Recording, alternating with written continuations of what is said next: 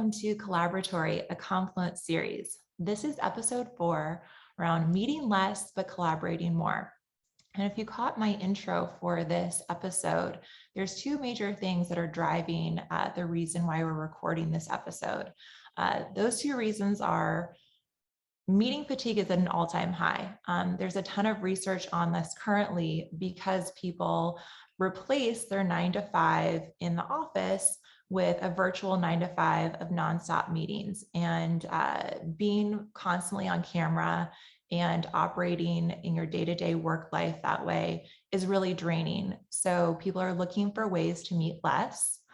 And secondly, companies who are able to figure out how to meet less and collaborate more are succeeding during this great resignation. That's the second major thing happening in the market right now, where we're seeing people really looking for places of employment that enable that flexibility, that async collaboration, and really enabling their employees to do their best work, but without having to be in meetings for their entire workday to do so. So to help people understand how to shift to a meet less culture, we're going to go through a calendar and really go day by day and meeting by meeting, how easy it is to replace many standard meetings with a Confluence page. And that's a term that we use very often here at Confluence because the collaboration is so easy once you start operating that way. So we'll hop to it. As a marketer, these are some of the typical meetings that I have, but these really translate for all teams. There's a weekly team stand-up, there's a one-on-one with a lead, there's an onboarding session for a new hire, project team meeting, cross-functional team product launch. These are all typical meetings for most teams. And many of them could be replaced with a Confluence page as long as you are both working in it together, either as individuals or as a team, and collaborating and adding your notes, comments, and moving work forward within a page. You can do it for a lot of these meetings. Let's hop to the first one. So weekly team stand-up. These have notes and an agenda and action items, the attendees, the dates, really everything that's happened week to week, so that anyone can go in there and edit, add action items for the meeting, and really move work forward faster without having to wait for that meeting to happen. So throughout the week, I will get notifications around things to do for the upcoming meeting, and it's really easy for me to jump in on my own time and move that work forward and not have to wait for that weekly meeting to connect and do so. So it keeps things moving faster and in a more flexible way for the variety of people on our team who are global and can't all be in the same meeting at the same time very easily. And with Slack right now, we have an awesome integration where once you leave those comments in the Confluence page, I like to communicate in Slack. I have those notifications pop up in my Slack Confluence integration. And so I don't need to hop into my email to see any of the communication or work that's happened. I get all the notifications in Slack, and it keeps everything synchronized between all the different projects and all the different pages that I'm involved on. So to me, this is a great way to really keep things in streamlined communication and, like I said, moving work forward faster. Once I hop out of Slack, I can go to comments directly from it and talk back and forth to team members on that page within the Slack. And I can hop to another meeting notes page where the alert can come from the Slack notification saying, hey, you need to put in these meeting items.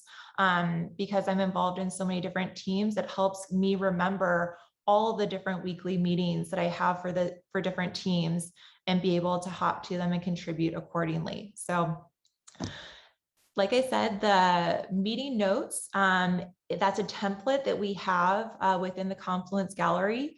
And that's a great one to use, especially for weekly stand-ups, to keep everyone on the same page and collaborating even when they're outside of the meeting itself. So the meeting notes template is one that's definitely worth checking out. So moving from different weekly team stand-ups, I'm going to go into one-on-one with one of my direct reports. For one-on-ones, I really like using another product in the Atlassian suite to help keep all the projects managed together. And that's our Trello offering. And within these boards, you can really manage projects easily with different categories and different color coding, dates, times, and you can link a ton of different information in here. So I use Confluence for project collaboration, but I like to turn to Trello for project management. So after I use the Trello board to really kind of check out what my one-on-one is up to while I'm out, I use an onboarding session for a new hire, and we have a great 90-day template for that onboarding session to really kind of show a new hire everything that there is to know about Atlassian. So if we go to that onboarding page for this team member who's Meg, we can see links to a ton of different information within our ecosystem. And because the Confluence product is completely open, it's easy for a new hire to access and use everything that they need from day one.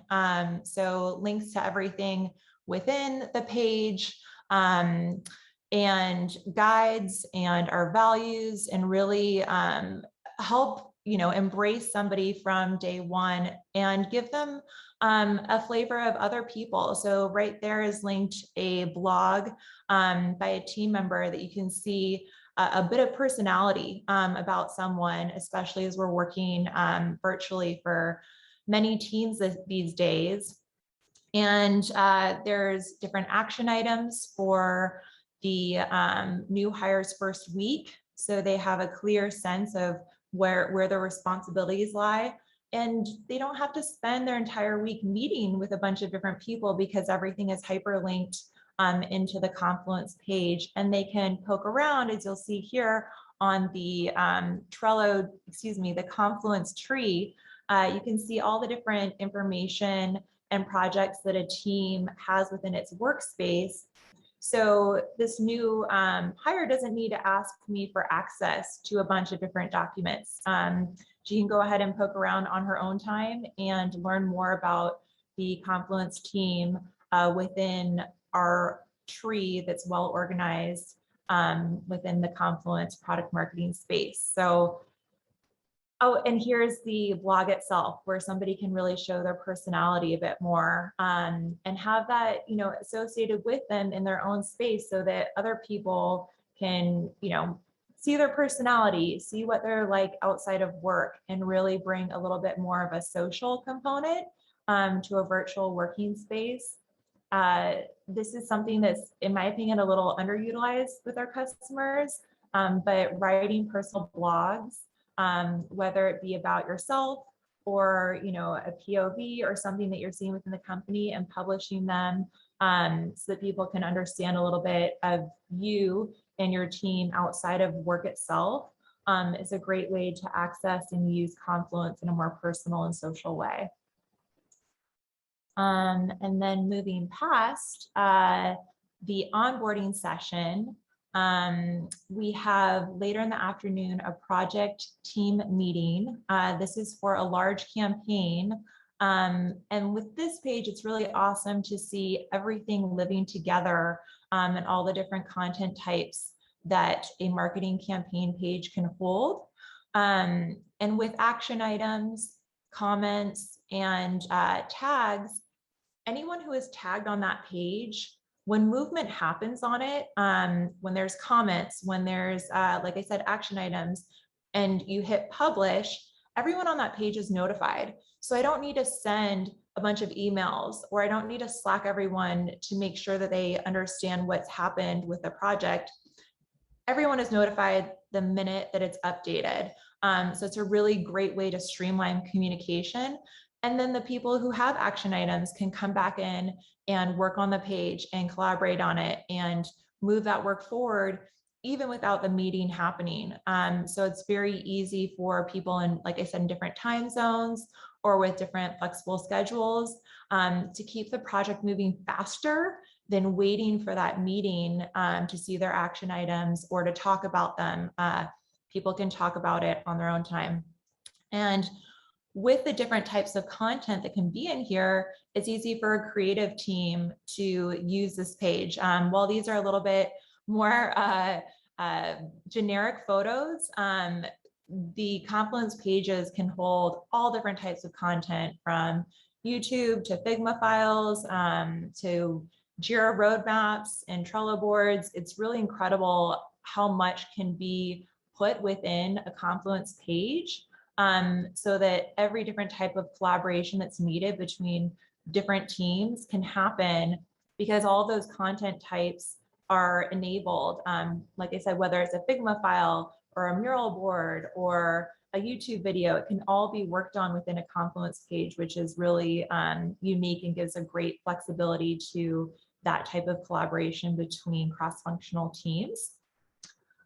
And then lastly, we have a kickoff for a product launch. So for this one, I've jumped back into our template gallery. Two of the templates that I mentioned earlier on, the meeting notes and the 90-day onboarding plan, can both be found here, along with a DACI and 100 other types of templates for project collaboration. With a DACI, I like to start with it for product launch before I have the meeting, to really start to outline who is going to be the driver, who's going to be the approver, who's going to be contributors, and who's going to be informed.